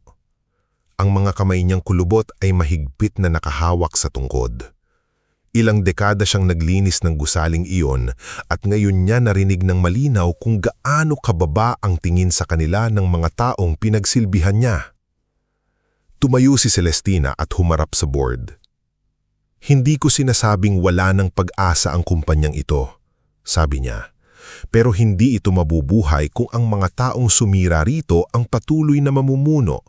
Hindi rin ito mabubuhay kung ang ililigtas lang natin ay pangalan ng pamilya habang isinasakripisyo ang mga empleyadong bumubuhay sa operasyon araw-araw. Tumayo si Vandrick, halos nagmamakaawa ngunit pilit pa ring mayabang. Celestina, pag-usapan natin ito privately. Ako ang CEO, hindi mo pwedeng basta agawin ang pinaghirapan ko. Napatingin sa kanya si Celestina, may lungkot sa mga mata. Pinaghirapan mo?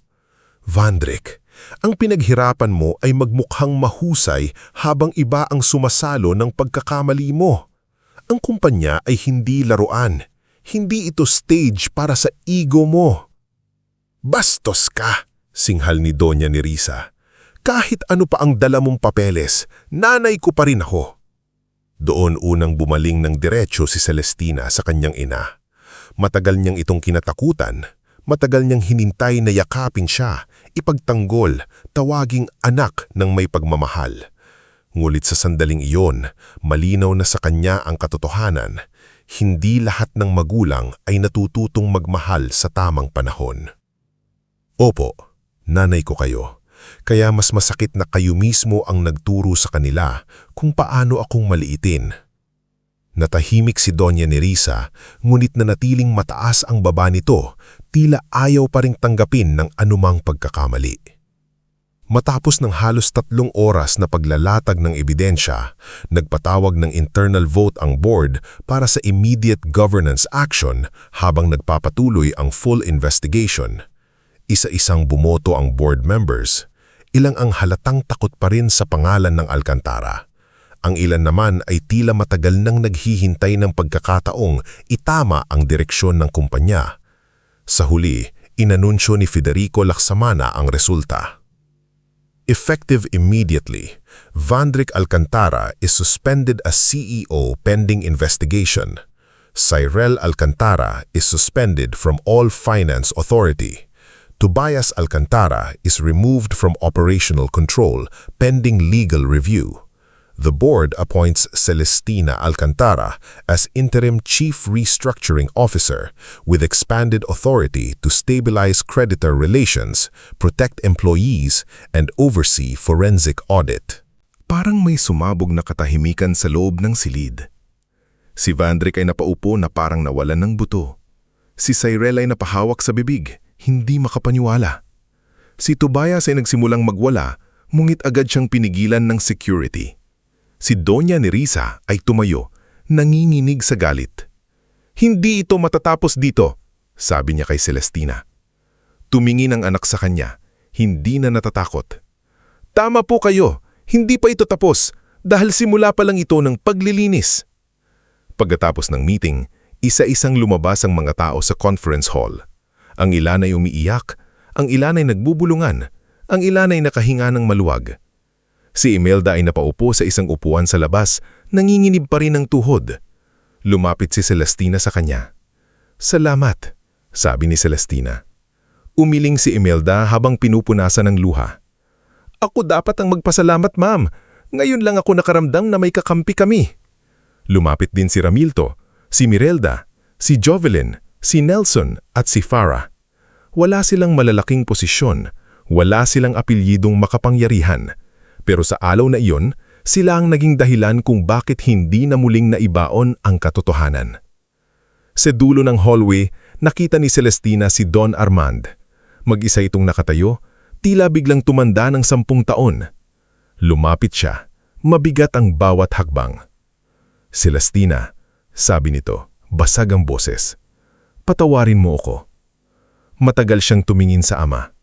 May parte sa kanyang gustong umiyak, gustong yakapin ito, gustong marinig ang mga salitang matagal niyang hinintay.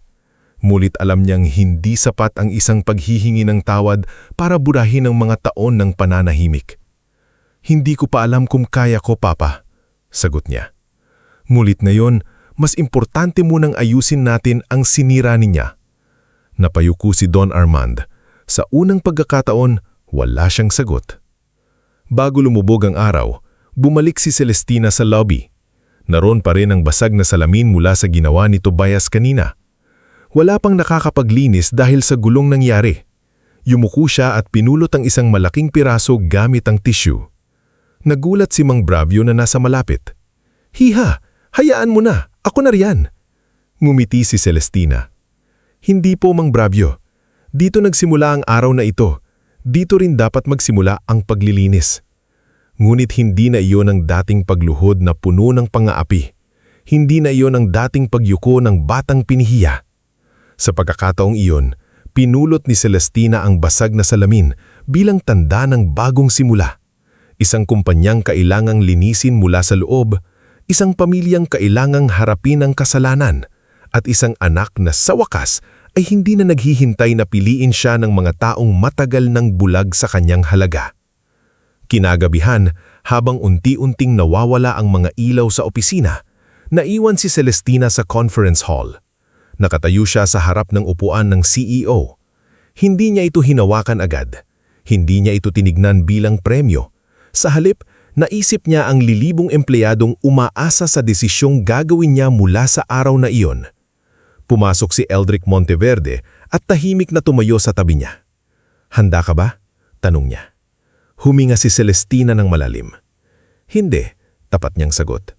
"Pero mas handa ako kaysa sa mga taong umupo rito ng walang malasakit." Bahagyang ngumiti si Eldrick. "Then that may be exactly why you deserve to be here." Tumingin si Celestina sa lungsod sa labas ng salamin. Sa ibabaw, patuloy ang takbo ng buhay. May mga empleyadong pauwi na, may mga pamilyang hinihintay, may mga pangarap na nakasabit sa sweldo, seguridad at dignidad ng trabahong pilit niyang ililigtas.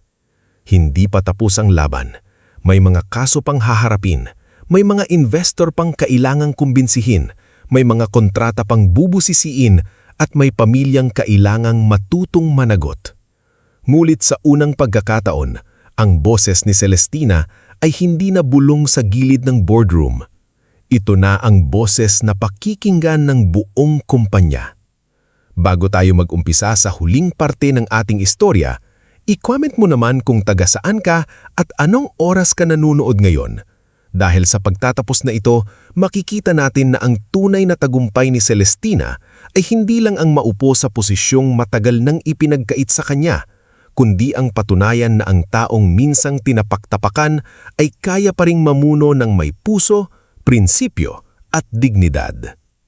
Kinabukasan matapos ang emergency board meeting, hindi na pareho ang hangin sa loob ng Alcantara Prime Holdings.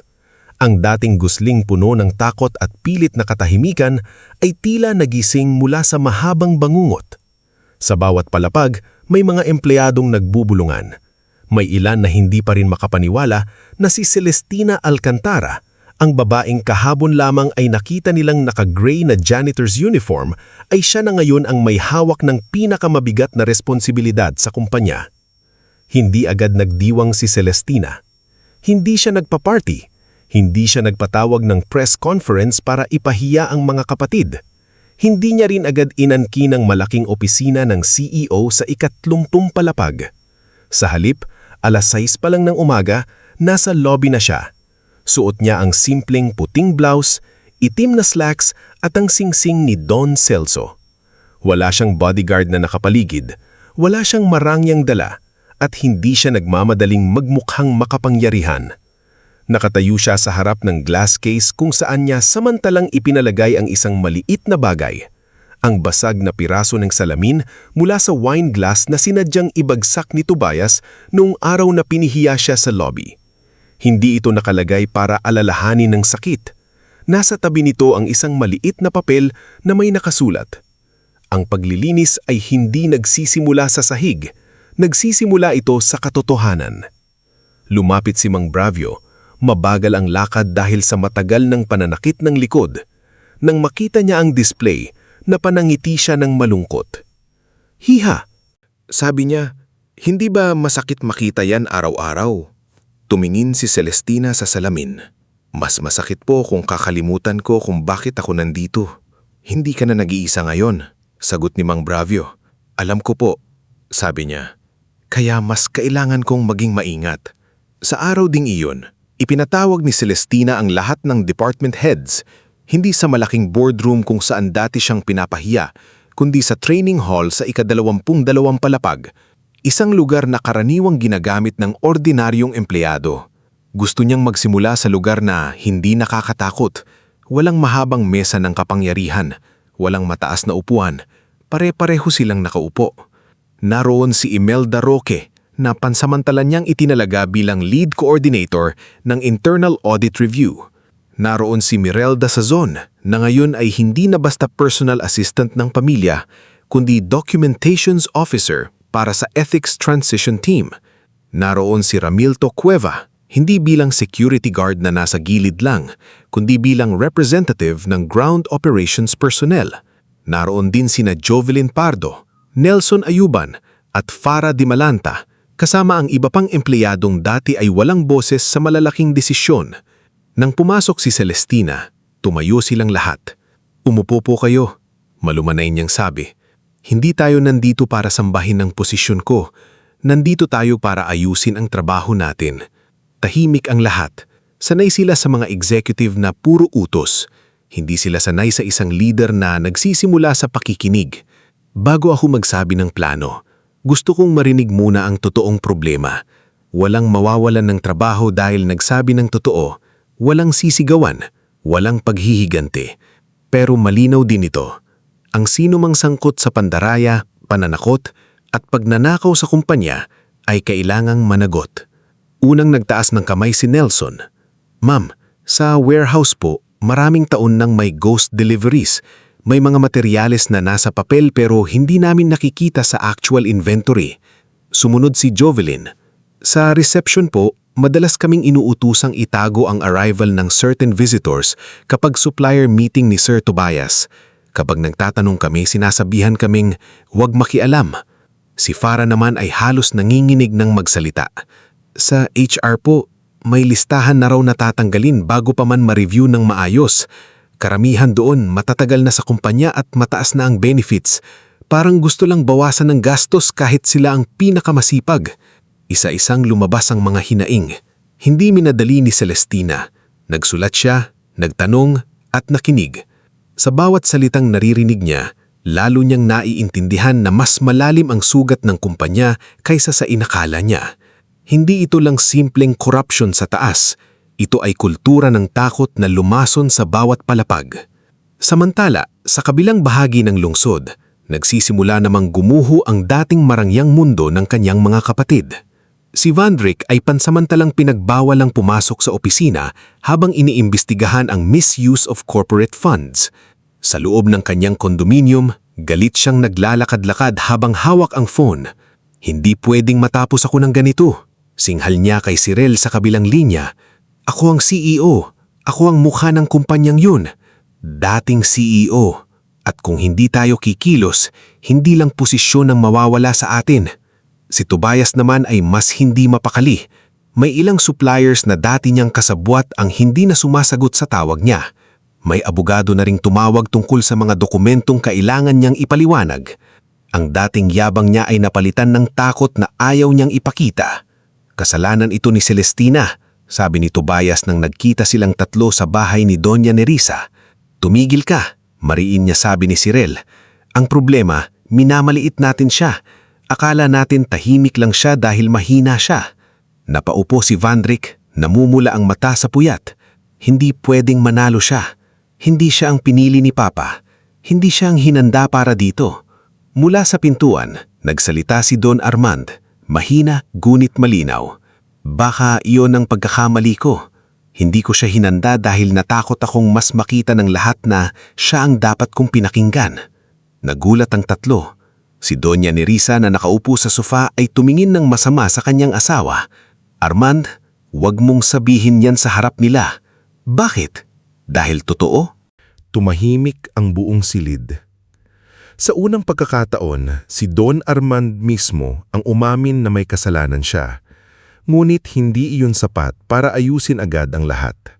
Sa puso ni Celestina, ang paghingi ng tawad ay hindi tulad ng pirma sa dokumento na kapag naisulat ay tapos na. Ang tiwalang winasak ng maraming taon ay hindi nabubuo sa isang gabi. Lumipas ang 6 na buwan. Sa 6 na buwang iyon, halos walang araw na hindi pagod si Celestina. Maaga siyang pumapasok, gabi na umuuwi. Minsan sa maliit na pantry ng executive floor siya kumakain ng malamig na sandwich habang binabasa ang restructuring reports. May mga araw na kailangan niyang kausapin ang galit na investors. May mga gabi na kailangan niyang harapin ang mga abogado na nag-aayos ng kaso laban kina Vandrick, Cyril, Tobias at ilang kasabwat sa labas ng kumpanya. Hindi naging madali ang paglilinis. May ilang lumang executives na nag-resign dahil ayaw sa bagong sistema. May ilan namang nagtangkang magtago ng dokumento bago maabutan ng auditors. May anonymous email na nagbanta kay Imelda. May isang supplier na nagpadala ng maling balita sa media na kesyo naghihinggit lang daw si Celestina sa pamilya niya. Isang umaga, kumalat online ang lumang video niya na naka-janitress uniform habang pinupunasan ang sahig sa lobby. Sinadya itong i-post ng isang anonymous account na may caption, "Ito ang bagong leader ng Alcantara Prime, dating tagalinis." Maraming natawa noong una, maraming nag-share. May ilang business pages na ginawang biro ang video. Ngunit nang hapon ding iyon, naglabas ng official statement si Celestina, hindi para itanggi ang video, kundi para angkinin ito. Sa isang simpleng recorded message, humarap siya sa kamera. Wala siyang luha, wala siyang galit. Kalmado siya. "Oo, ako ang nasa video, at hindi ko ikinahihiya iyon. Ang ikinahihiya ko ay ang mga taong ginamit ang marangal na trabaho bilang insulto. Walang mababang trabaho sa kumpanyang ito. Simula ngayon, ang bawat janitor, guard, clerk, driver, warehouse staff, accountant, engineer at officer ay kikilalanin hindi sa taas ng posisyon, kundi sa integridad ng ginagawa nila." Kinabukasan, hindi inaasahan ang nangyari. Sa halip na bumagsak ang tingin sa kanya, maraming empleyado ang nag-post ng sariling kwento. Si Mang Bravio ay kinunan ng larawan ng ilang staff habang nakaupo sa lobby, hawak ang lumang map na ginamit niya sa loob ng maraming dekada. Si Ramilto ay nagbahagi kung paano siya unang kinausap ni Celestina na parang tao, hindi parang gamit. Si Jovelyn ay nagsulat na noon lang siya nakakita ng executive na marunong makinig sa receptionist. Unti-unting nabago ang usapan. Hindi na siya dating tagalinis sa mata ng publiko. Naging simbolo siya ng isang leader na hindi takot yumuko kung ang ibig sabihin nito ay pag-angat ng iba. Pagkaraan ng isang taon, nagsimulang gumanda ang takbo ng Alcantara Prime Holdings. Hindi biglaan, hindi parang himala. Realistiko ang pagbangon. May assets na kinailangang ibenta para mabawasan ang utang. May proyekto na kinailangang isara dahil hindi nakapakipakinabang. May mga kontrata na kinailangang kansilahin kahit masakit sa panandali ang kita. Ngunit dahil naging tapat ang kumpanya sa investors at empleyado, unti-unting bumalik ang tiwala. Si Imelda ay opisyal na itinalagang Head of Internal Audit and Compliance. Noong araw ng kanyang appointment, nanginginig siya habang hawak ang appointment letter. "Ma'am Celestina," sabi niya, "hindi ako sigurado kung kaya ko ito." Ngumiti si Celestina. "Ate Imelda, ilang taon mong nakikita ang mali kahit pinilit kang manahimik. Ang taong marunong matakot pero pinipili pa rin ang tama, iyon ang kailangan sa posisyon." Si Mirelda naman ay naging Ethics Documentation Manager at sa unang pagkakataon sa loob ng 15 taon ay hindi na siya inuutos-utusan na parang walang sariling isip. Si Ramilto ay naging Security Integrity Supervisor, hindi dahil kakampi ni Celestina, kundi dahil pinatunayan niyang mas mahalaga sa kanya ang katotohanan kaysa takot. Si Farah ay tumulong gumawa ng bagong Employee Protection Policy. Si Nelson ay naging bahagi ng Procurement Review Committee. Si Jovelyn ay pinag-aral ng kumpanya sa Communication Management at kalaunan ay naging Customer Relations Officer. At si Mang Bravio, matapos gumaling ang kalusugan, ay binigyan ni Celestina ng espesyal na posisyon bilang Workers' Welfare Advisor. Hindi ito pampalubag loob. Gusto niyang may isang taong mula mismo sa hanay ng ordinaryong manggagawa ang laging may boses sa liderato. "Hindi ako marunong sa board meeting, hiha," sabi ng Mang Bravio. Ganito ang sagot ni Celestina, "Hindi ko kailangang taong sanay mag-impress sa board. Kailangan ko pong tao na magsasabi sa akin kapag nakakalimutan ko na ang mga nasa baba. Sa personal na buhay ni Celestina, hindi rin naging madali ang kapatawaran. Si Don Armand ay nagkasakit makalipas ang ilang buwan. Hindi ito malubha sa simula, ngulit tila pinabagsak ng bigat ng kahihiyan at pagsisisi ang dati nitong matibay na katawan. Dinalaw siya ni Celestina sa mansion, ang bahay na dati niyang tinitirhan, ngulit hindi kailanman naging tahanan. Nakita niya ang ama sa veranda, nakatingin sa hardin. Wala na ang dating otoridad sa mukha nito.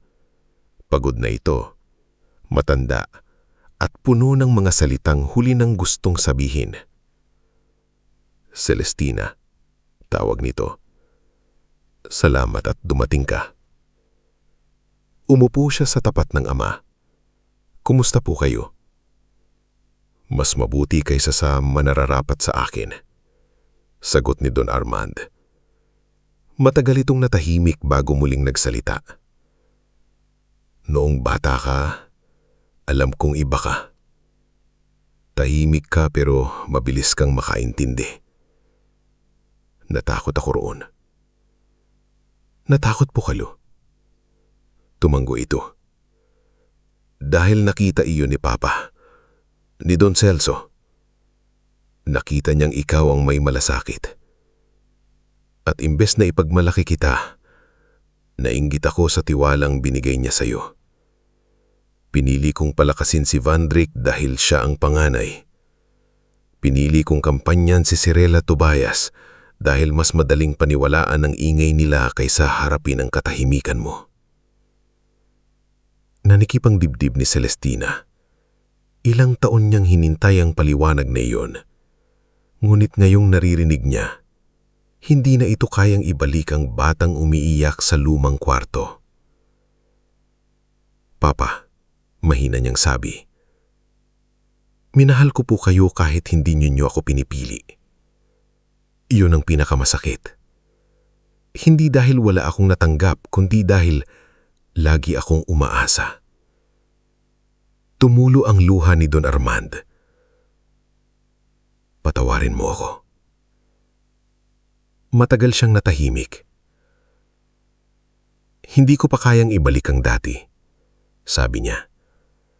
Pero ayoko na ring mabuhay sa galit. Bibigyan ko kayo ng pagkakataong patunayan na nagbago kayo. Pero hindi ko buburahin ang nangyari para lang gumaan ang loob ninyo. Tumanggo si Don Armand, umiiyak. Tama lang yun. Si Doña Nerissa naman ay mas matagal bago natutong yumukok. Sa simula, patuloy niyang ipinagtatanggol sina Vandrick, Cirel at Tobias. Tinawag pa niyang walang puso si Celestina dahil hinayaan itong umabot sa legal proceedings ang kaso ng mga kapatid. Ngunit nang sunod-sunod na lumabas ang ebidensya, ang peking reports, supplier kickbacks at planong pagbebenta ng assets sa Marvex Dominion Group, unti-unting nabasag ang paniniwala niyang biktima ang mga paborito niyang anak. Isang gabi, pagkatapos ng court hearing kung saan formal na ipinakita ang ilang ebidensya kay Tobias, nakita ni Doña Nerissa si Celestina sa hallway ng courthouse. Wala itong kasamang media. Wala itong ipinakitang tagumpay. Tahimik lang itong nakatayo. Pagod, ngunit matatag. Masaya ka na ba? Tanong ni Doña Nerissa. Mahina, ngunit may pait pa rin. Tumingin si Celestina kanya. Hindi po. Walang masaya sa panunood na bumabagsak ang sariling pamilya. Pero ikaw ang dahilan. Hindi po. Ang ginawa nila ang dahilan. Ako lang ang tumigil sa pagtakip. Hindi nakasagot si Doña Nerissa. Sa unang pagkakataon, walang insultong lumabas sa bibig niya. Lumipas ang isa pang taon. Sa loob ng 2 taon mula nung naupo si Celestina bilang leader ng restructuring, tuluyang nakabangon ng Alcantara Prime Holdings. Hindi na ito ang dating kumpanyang puno ng maranghal na palabas, ngunit bulok ang loob. Naging mas payak ang opisina, mas malinaw ang proseso, at mas mahigpit ang audit. Ngunit higit sa lahat, naging mas makatao ang sistema. Hindi na basta natatanggal ang empleyado ng walang paliwanag. Hindi na natatakot ang staff na magsumbong. May anonymous ethics hotline. May scholarship program para sa anak ng mga empleyado. May health fund para sa mga matagal ng workers. At sa bawat bagong executive orientation, ipinapakita ang kwento ng pagbagsak ng dating liderato bilang paalala na ang apelyido, posisyon at diploma ay walang halaga kung walang integridad. Si Vandrick ay tuluyang pinagbawalang humawak ng anumang executive role sa kumpanya. Hindi siya nakulong dahil nakipagsettle siya sa ilang civil liabilities at ibinalik ang malaking bahagi ng perang ginamit niya. Sa huli, natuto siyang mamuhay ng malayo sa spotlight.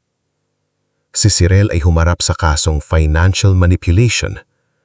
Matagal ang proseso, ngunit tinanggap niyang hindi na siya maaaring humawak ng finance authority kahit saan habang nagpapatuloy ang legal restrictions. Sa isang liham kay Celestina, isinulat niya ang unang paghingi ng tawad na walang palusot. Hindi agad sumagot si Celestina, ngunit itinago niya ang liham, hindi para kalimutan ang sugat, kundi para alalahanin kahit ang matigas na tao ay maaaring mabasag ng katotohanan. Si Tobias ang may pinakamabigat na kinaharap dahil sa supplier kickback scheme at pananakot sa empleyado. Ilang kasabwat mula sa labas, kasama ang koneksyon sa Marvex Dominion Group ang nadamay sa investigasyon. Hindi pinagdiinan ni Celestina ang parusa dahil galit siya. Hinayaan niya ang batas na gumalaw. Isang hapon, ipinatawag ni Celestina ang lahat ng empleyado sa bagong renovated lobby ng Alcantara Prime Holdings. Hindi na ito kasing karangya tulad ng dati, ngunit mas maliwanag, mas maliwalas, at mas bukas sa lahat. Sa gitna ng lobby ay may bagong glass display. Sa loob nito, hindi trophy, hindi mamahaling artwork, at hindi larawan ng executives ang nakalagay. Naandon ang lumang map ni Mang Bravio, ang gray uniform na minsang ipinagamit kay Celestina para ipahiya siya, at ang maliit na piraso ng basag na salamin mula sa araw ng pagbubunyag. Sa ilalim ay may nakaukit na mga salita. Walang taong mababa kapag marangal ang kanyang trabaho. Walang pamilyang mataas kapag tinatapakan ng kapwa. Tumayo si Celestina sa harap ng lahat. Naroon si Eldrick sa gilid.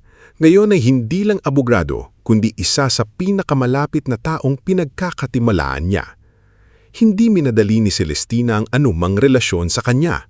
Natuto siyang hindi gawing lunas ang pag-ibig sa sugat na kailangang hilumin sa sarili. Ngunit sa paglipas ng panahon, nanatili si Eldrick, hindi para iligtas siya, kundi para samahan siyang tumayo. Naroon si Imelda, Mirelda, Ramilto, Jovelyn, Nelson, Farah, Mang Bravio at daan-daang empleyadong minsang natakot mawalan ng trabaho. Huminga ng malalim si Celestina bago magsalita. 2 taon na ang nakalipas. Simula niya. Tumayo ako sa lobby na ito na suot ang uniform na akala ng iba ay ikakababa ng pagkatao ko. Noong araw na yun, tinawag akong hanggang doon na lang. Tagalinis, walang halaga, walang lugar. Tahimik ang lahat. Pero natutunan ko na walang trabahong nakakababa. Ang nakakababa sa tao ay ang pang-aapi, ang kasinungalingan, ang pagnanakaw, ang pananahimik habang may tinatapakan. Kaya simula ngayon, ang lobby na ito ay hindi lang entrance ng kumpanya. Ito ay paalala kung saan tayo muntik bumagsak at kung bakit hindi na tayo babalik doon. Nagpalakpakan ng mga empleyado.